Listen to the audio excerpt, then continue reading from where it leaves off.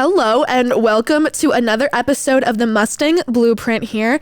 I am Celie Stockmo and I am here with Brooke.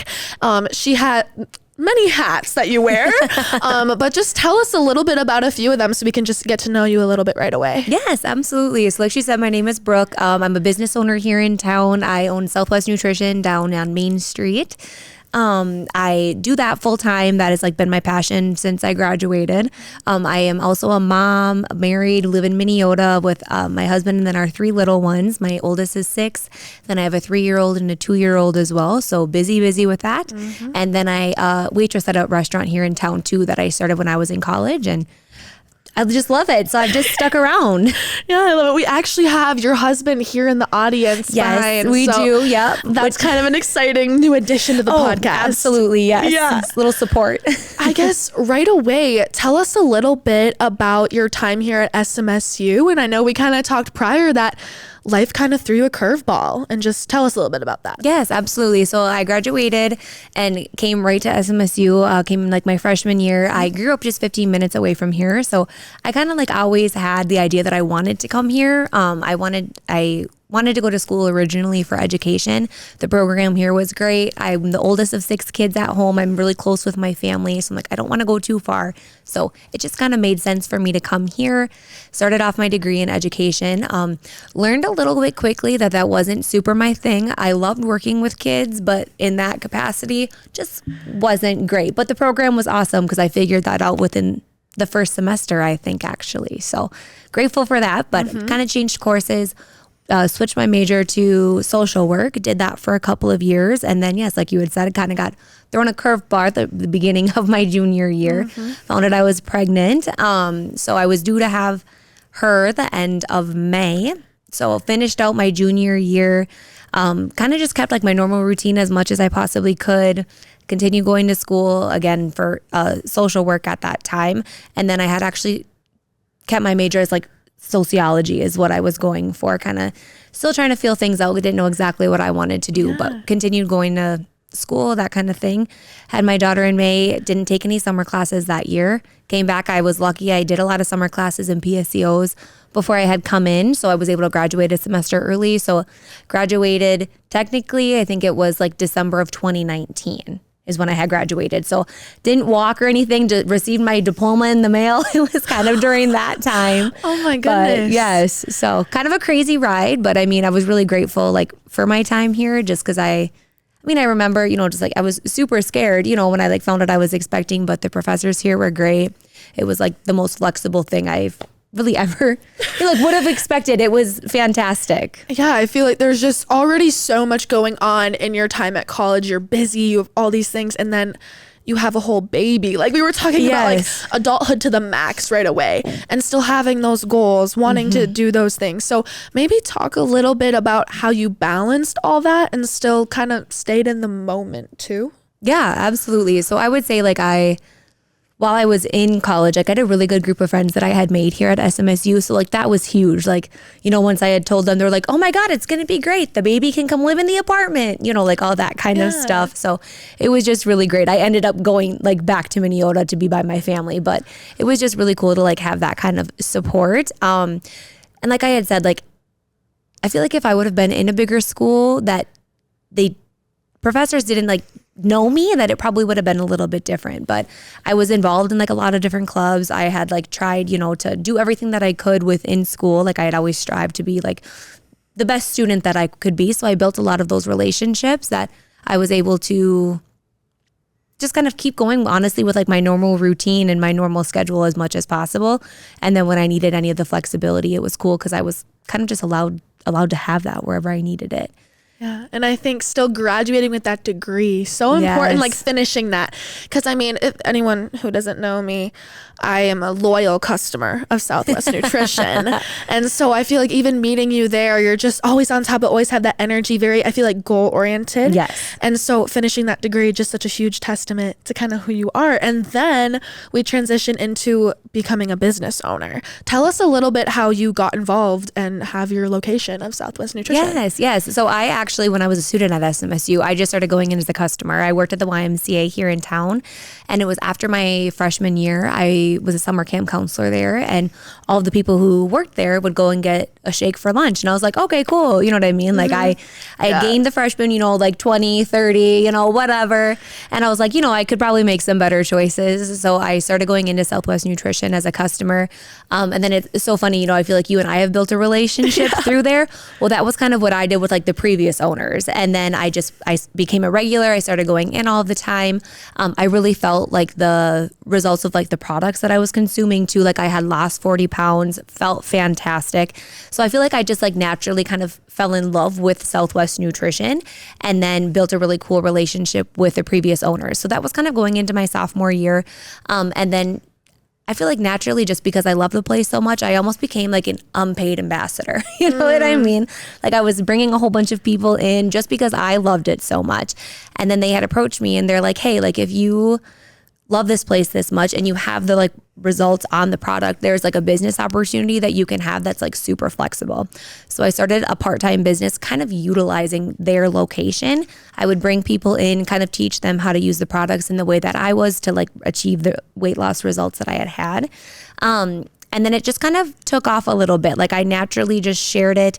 I think for me being so close to like my hometown too, like people were coming from there, like that I just kind of had this part-time business fall in my lap, doing what I loved, going to a place that I loved. And that was kind of where it started. So then all throughout my college career, I had like worked out of Southwest. I was growing this part-time business. And then really once I had my daughter, I was, obviously so close to finishing my degree, but this part-time business had really taken off to a point that I was like, okay, I need to like kind of make a decision here. Like there's this business that I could go and pursue. There's a lot of opportunity in this area outside of Marshall for another location like this. Like, is that the way that I want to go, or do I want to continue with this degree? And then it was cool because like my mentors in the business, the previous owners, he was the one who he's like, you're finishing your degree, which was really cool. So cool. Because he's like, how you do one thing is how you do everything. Like if you stop when you're this close to having this degree, like checking this box, who knows, you know what I mean? Like with this business, like, are you going to get this close and then not check off the box, because that's going to be the precedent that you set for yourself. So it was just really cool. So then by the time I had graduated, the part-time business had kind of surpassed the income that I would have received right away going in, like into my degree. So I was like, okay, it just kind of makes sense. I had really just fallen in love with it. And I was like, this has the opportunity to be something really, really cool and to create something completely different. Like I never had an interest in business, but once I kind of got a glimpse of what it could look like, I was like, I think this is what we're going to try out. Yeah, and it feels like the right move for you from everything that you're saying, like saying yes. I feel like that's kind of your story, a testament to saying yes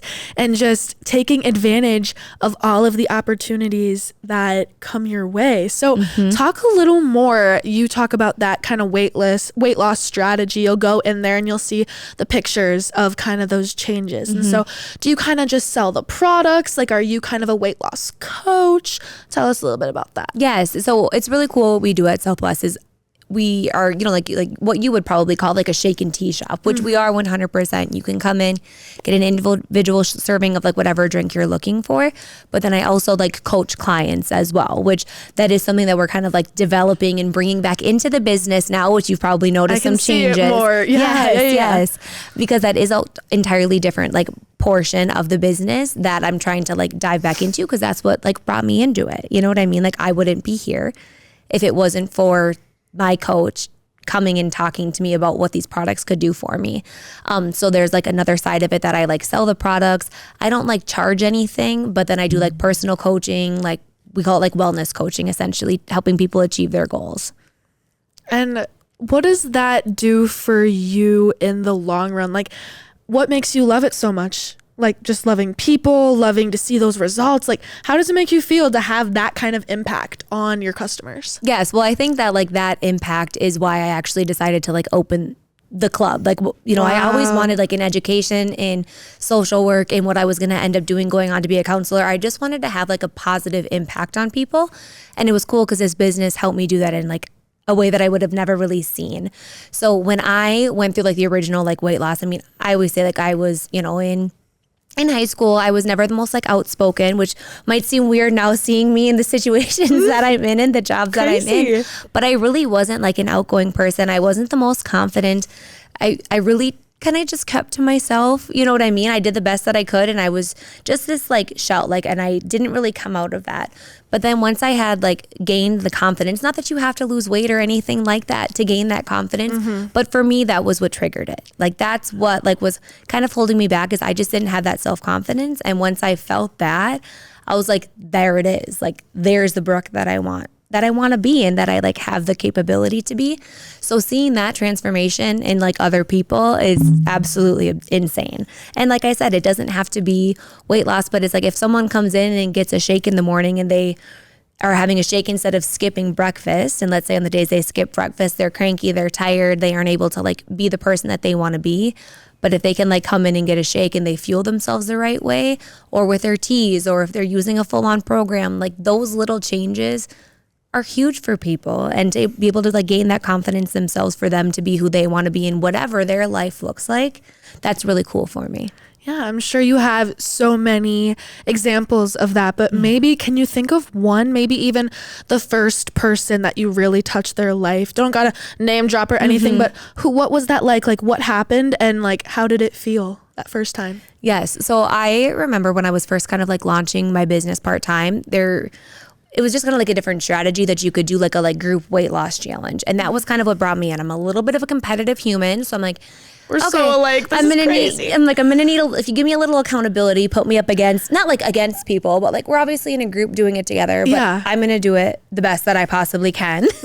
Obviously. So when I actually went into like a neighboring community, Ivanhoe, because that was where like I had some family from. So I went over there, ran a weight loss challenge over there, and every single person in that weight loss challenge lost weight.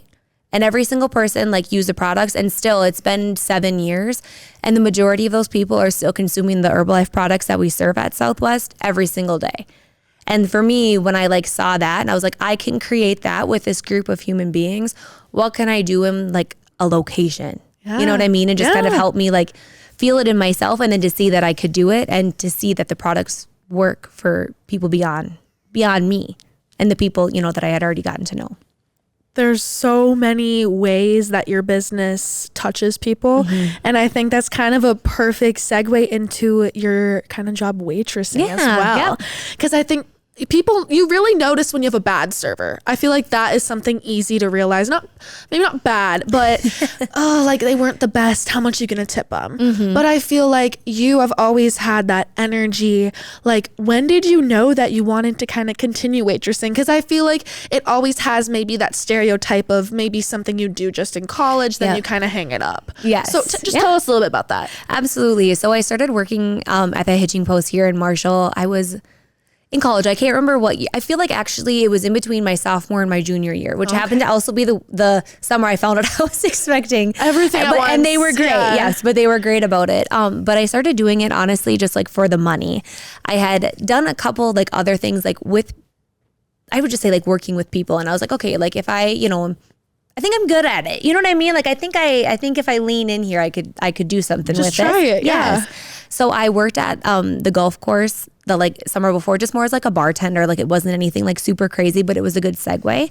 And then when I went to the hitching post, I mean, just the way that they train, the way that they bring people in, like the quality that they're like trying to provide at their dining experience is like next level. So I feel like when I came in and I truly got the training on it, it was just really cool to like come out of my shell with it a little bit. You know what I mean? And I feel like I don't know how to explain it, but I just felt like I clicked with it. You know what I mean? Yeah. Like I loved it. I loved I would say it's like my social life now. So I started it when I was in college, you know, just as like a part-time kind of thing. The money was really good. If you're good at it, you can make good tips. Absolutely. And I loved just the community that I was a part of, like my coworkers, and then just the interacting with people. So that was kind of where it started. I loved the flexibility of it. And then obviously, like after having my daughter and then deciding I wanted to open this business, it kind of did, you know, there's been a couple of phases in my life where it's like, okay, like, does this fit or does it not fit?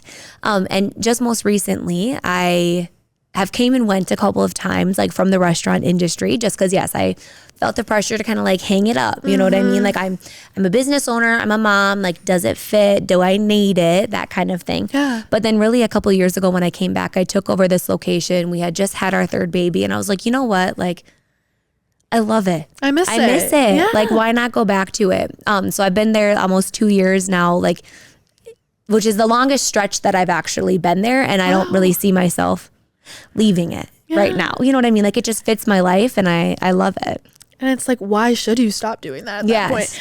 I think there's so many things to learn from serving as well. I know I am so excited to be doing it this summer.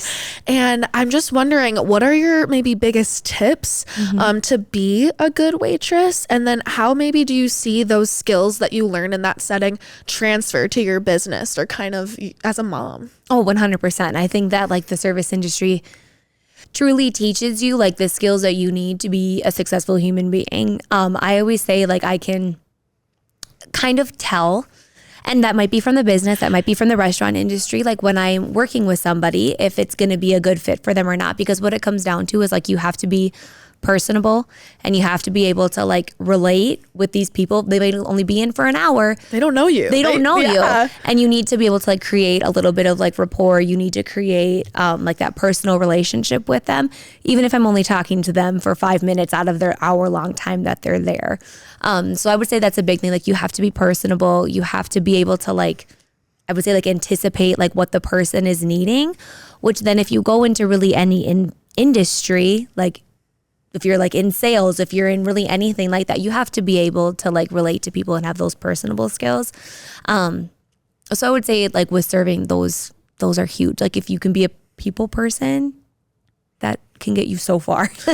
So far. Yes. And I think good segue as well into that importance of relationships. And there's different levels. Like you say, like me, I come in the tea shop, I get my my student discount on Thursdays, and I see you at the restaurant, or someone you might notice them in Marshall because it's a small world. We are, And then you have relationships with your husband, your family. So just talk about how those relationships have maybe affected you, and what do you think is the biggest key to building relationships? Yeah, absolutely. So I, would probably just like to say too, like with relationships, like, we've talked about my story, like I had a lot going on and like I would not have been able to do any of that if it wasn't for like the relationships that I developed with that. So like initially like with like my parents and stuff, like I just grew up with like amazing parents that I think just instilled like the relationship importance in me before I even knew really what was going on, that it was just natural to me. It was all that I knew.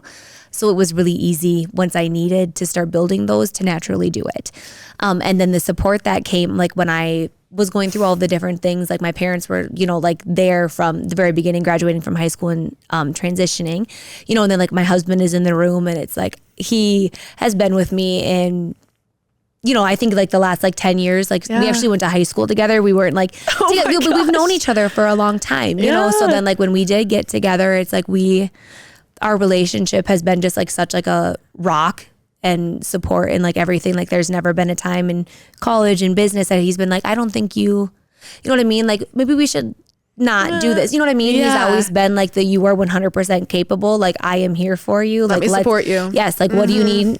And that's what we're going to do. So like those relationships, I wouldn't be where I am, without those like core relationships. So I think that like everybody kind of has those. And if you're missing those like core relationships with those important people in your life, like that can be a little bit difficult. And then in just like the day to day, like, I mean, I see a lot of people during the day, but that's been a big thing for me. Like when I first started in going into Southwest, they took the time to like notice me. They took the time to be like, oh, Brooke, like welcome back in. Like, hey, what shake are we getting today? What tea are we getting? I know last time we got this. And like that was just so huge for me. And I'm like, I have the opportunity to like be that person to build those relationships with the 30, 40, 50, 100 people that I see on a daily basis. And I think that is huge. Like that is the core of my business, is being able to like actually care, because I do, you know what I mean? And you can't really teach that, but you do have to care for like the people, especially if you're in business, that are supporting your business. Otherwise you're not going to be successful. And I think the biggest thing is actually being genuine. Yes. Like you can tell if someone's reading a script, if they're doing this, but you do know that you care. How are you doing? How is your track meet, Sealy? Yes. Like that's so big. And I think you do know how much it affects people in a great way, but at the same time, you really don't. Yeah. Like you can never know how much it like brightens someone's day. We always talk about that, just literally smiling at someone. And I think that's just a testament to, again, how you grew up, those relationships.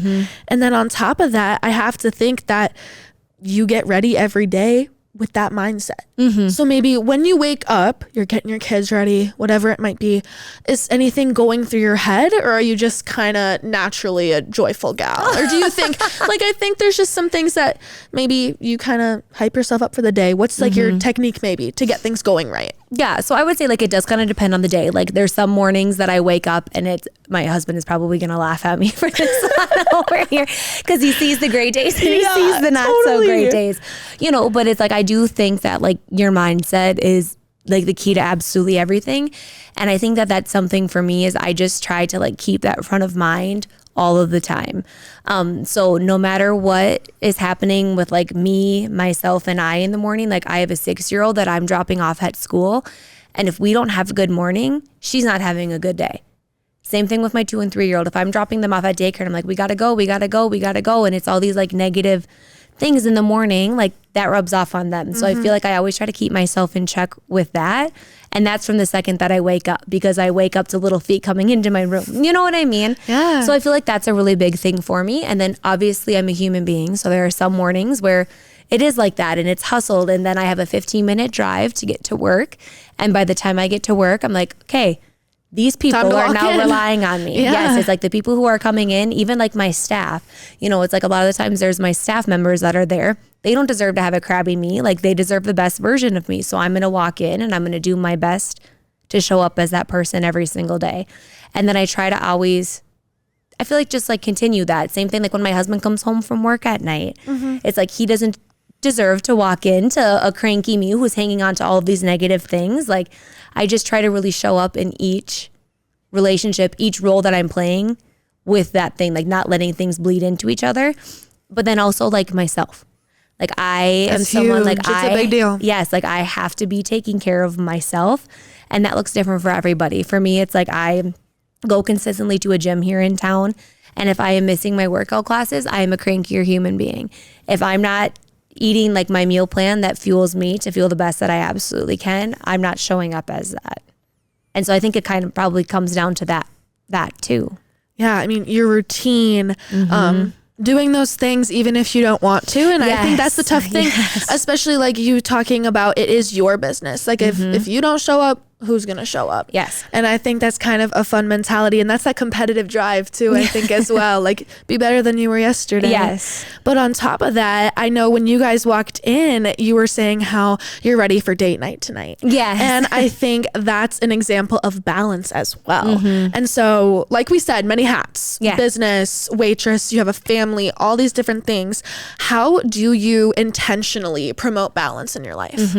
So I think that was something that has taken a long time to learn. Shifted. Yes. And and I think that it looks different in like every phase that you're in. So like when I first opened the business, a lot of it was work. And then luckily I had a support system, my husband, who then took care of the other things, you know, and he picked up the different things from the housework to our daughter. Like he filled those gaps. Now we're in a phase that we found a little bit more balance, you know, that I've been able to step back into like the roles that I'm wanting to do. And it's taken us a long time to find that. I would say really within the last year, we have 3 kids. Our youngest is 2.5. And I feel like really within the last year, we have finally found our balance a little bit. And what that looks like is understanding that each day there are going to be days where family comes first. And on those days, family comes first. And if my business, they need me, I'll be available, but I'm not checking anything. Like I'm with my family. And then when I'm at work, obviously it's a little different because if I have a sick kid or my husband needs me, I'm going to be there. But then when I'm at work, like I am focused. And I feel like for me, it's been like those different blocks, being very intentional with those. So like tonight, when we go on date night, it's him and I. But then when we go home and tuck the kids in, it's us and the kids, and they are getting like our full attention, my full attention. But then when I'm at work, I need to be focused. I need to do my things. And if I'm not going to do those things, then it's just bleeding into every other area of my life. So I feel like it's just been developing the discipline to create those boundaries, because when you're able to, like, my kids don't necessarily need me, at least like in my life and how we do things, they don't need me for like 10 hours out of the day. But if they get if they get 2 hours, those are the best 2 hours that I can possibly give them. When I'm at the hitching post for a 4-hour shift, my customers are getting the best possible service for those 4 hours. You know, it's like trying to show up and be present wherever I'm at helps me. Be where your feet are at. Yes. I feel like that's the biggest thing that I'm getting here. And just like you said, you want to be that best self all the time. I think priorities too. Yes. That's kind of what I keep, like, family here, business here, and everything is going to keep shifting. Yes. So maybe how do you give yourself grace through that? Because I feel like it's so easy to have that motivation. You get into it for 4 great weeks, and then that 1 week hits you and things are a little stagnant. How do you stay driven during those harder times and still love yourself, love your family to the best of your ability? So again, like I said, I think when I first started, especially in business, that was a really hard thing for me. It was like if I wasn't at like this peak performance level 24/7, I feel that. I didn't feel successful. And now I think that like Bryce has actually kind of helped me like recognize that a little bit more. Like he had to be the one to kind of teach me how to give myself grace. Like, you do not have to be perfect. You do not have to like hit these different benchmarks. Like, I love you, your kids love you, like everybody in your life loves you for like who you are. You do not have to be perfect. And no one is expecting you to be perfect. It's hard to hear sometimes. Yes, it's hard. But sometimes as ourselves, we really do. So I think for me, like there are weeks that I'm great and I'm crushing it in everything. But then there's also times like this morning, I was on my way to work. It was my daughter's 120th day of school and her t-shirt wasn't working out. And so I'm getting a phone call trying to figure out our backup plan, but I'm on my way to work. I'm on my way to my workout class and it's like so stressful. But then I'm like, you know what? I need to take a deep breath. Like, it is not the end of the world. Nothing that I am going through is the absolute end of the world. Everything is like figure outable. You just need to like take a second and do it. And it may not need to be done right at this second. You know, like nothing is like that. Like my family and my kids, those, you know, like those things can be done right at this second. But otherwise, like not everything is the end of the world and needs me immediately. Yeah. Yeah. I think that should be on a everything is figure outable. Yes. That might be the quote of the night. That is awesome. I guess we're kind of inching into like the end of this time here. This has been such a great conversation. Oh my goodness, yeah. But I want to talk more about being a mom. Yes. And just maybe touch on a little bit, what does that mean to you? And like, what's your favorite thing about it? Yes. I've always wanted to be a mom. Like I came from a big family that has like always been, I'm the oldest of 6 kids myself. I have always, you know, like known and just felt like drawn to that's that your calling. That's my calling. Like, and I just kind of always like had that calling. I feel like I've always kind of felt that. And then obviously like when we found out we were expecting so young, immediately it was like, it's happening now. Yeah, right it's like now. I don't like I'm 20. Yeah, like I just turned 20. Like I'm a baby. Yeah. Like there were so many things that I wanted to do before entering this phase of my life, and it was a transition, and it took a minute, but it came from like the support of everybody, like from Bryce, from our families, that they could just be like, it's gonna be okay. Like this is what you guys had wanted. You know what I mean? Like that this was the plan. It's just coming earlier, and that's okay. And then ever since then, I just feel like it's just been kind of like a seamless thing. Like I've just tried to, just because it's a part of your life. Yes, it's just a part of my life, and we can still do both of. I can still do both of these things. I can still be just as successful and be a mom.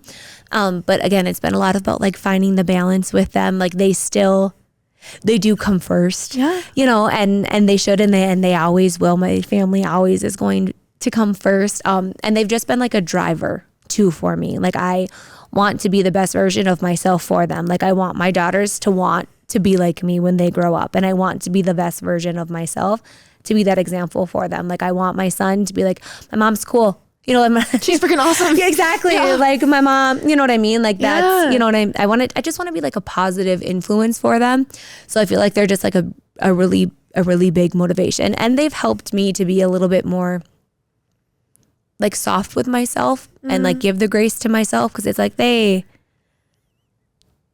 the center of their world, you know, and they're the center of ours. And when it comes down to it, like that, everything seeing else things is from that perspective. Yes, it's like everything else is going to be fine. Nothing else is like that intense. I just need to be the best that I can be for them, and that's what it comes down to. And if you do that, that's a great day. Exactly. Yeah, yes. I think it's just the basis of everything. And yeah, that's so beautiful how that kind of just like, it just stems into so many different aspects of your life. Yes, 100%. I think final question here. Oh, I want to cry. But I feel like the biggest kind of pattern in your life is like determination, saying yes, no matter what it is. You're going to be a mom, you're going to be a business owner. Things are constantly shifting. So for any of our viewers or listeners that are watching this, they might feel stuck. Everything's happening at once. What do you have to say to them kind of from your story? Yeah. Just that it's going to be okay. Like there's been so many different phases in my life, like, and then in like our married life too, like there's been so many different phases where there's like everything is crashed and burned. Like we're 28, but I felt like we had a phase where things kind of crashed and burned for a little bit, and we had to rebuild out of that. But you just do it, and it's going to be okay, and you're going to come out stronger. Like God is never going to give you something that you cannot handle, and that is not like destined to be a part of your plan. And if you look at everything like that and you just keep moving forward, eventually you're going to get through it, and you're going to be better off for it. Mic drop right there, guys. Thank you so much, Brooke. I love this conversation. Maybe in last year when I'm here, we have you back just to see how things change. I hope you have a great date night, and just, thank you so much for coming. Yes, thank you so much for having me. This is a really cool experience. Yes, awesome. Well, thank you guys for watching or listening. Make sure to tune in for all other episodes.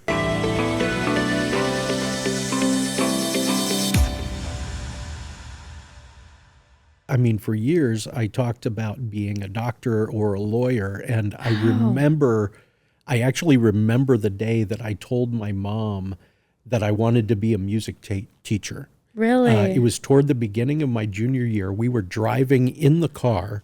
My mom was doing 55 or 60 down a back highway. And I said, I think I want to go, I want to be a music teacher. And she yelled at me. She practically slammed on the brakes and she yelled at me. Oh my gosh.